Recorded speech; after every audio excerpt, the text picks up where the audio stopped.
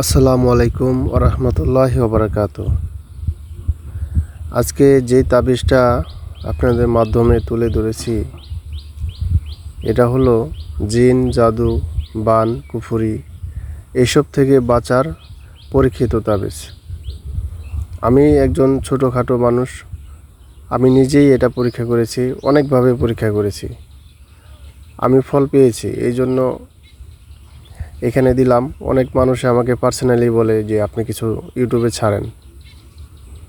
আমি মানুষের উপকারের জন্য এগুলো ছাড়ি, কারো কাছ থেকে টাকা পয়সা চাওয়ার কোনো ইচ্ছা নাই আমার।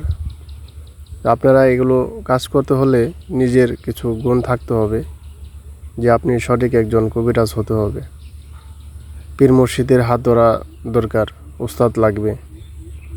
যাই হোক, কীভাবে কাজটা করবেন কিতাবে লেখা আছে, তারপর আমি নিজেও কিছু বলে দিতেছি। আপনারা নিয়মটাও দেখতে পাচ্ছেন এবং নকশাটাও দেখা যাইতেছে। আপনারা কি করবেন, এটাকে স্ক্রিনশট নিয়ে পরে লিখবেন, স্ক্রিনশট রেখে দিবেন। হয়তো ভিডিওটা আমি যতটুকু ক্লিয়ার করা পারতেছি করলাম। নিয়মটা আমি এখন মৌখিকভাবে বলে দিতেছি। নিয়ম হলো, আপনাকে কেউ জাদু টোনা করেছে ভয় নাই, কেরামতি তাবিজটি ব্যবহার করলেই জাদু টোনা নষ্ট হইয়া যাইবে।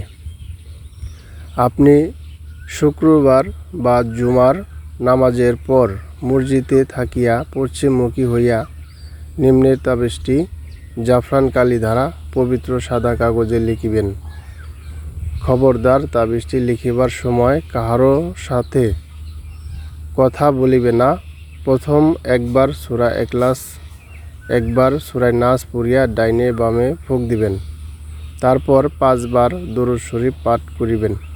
ইহার পর কলম কাগজ লইয়া মনে মনে ওয়ালা ইউফ লিহুস মাহিরু হাইসু আতা পাঠ করতে করতে তাবিজটি লিখবেন।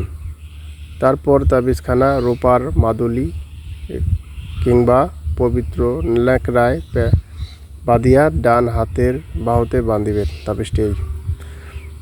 এখানে সমস্যাটা হচ্ছে, যেমন রূপার তাবিজ একটা বানিয়ে নেবেন, ঠিক আছে। শনি মঙ্গলবারে রূপার তাবিজ বানাবেন, চাঁদি রূপা, অরিজিনাল রূপা দিয়ে বানাবেন। বানানোর পর তাবিজটি আপনি রূপার ভিতরে ভরে আপনি মোম দিয়ে বন্ধ করে আপনি ব্যবহার করবেন। পুরুষ হলে ডান হাতে ব্যবহার করতে পারেন বা গলায়, আর মহিলা হলে বাম হাতে বা গলায়। আমি অনেকবার পরীক্ষা করেছি এবং এটা অনেক আগে থেকে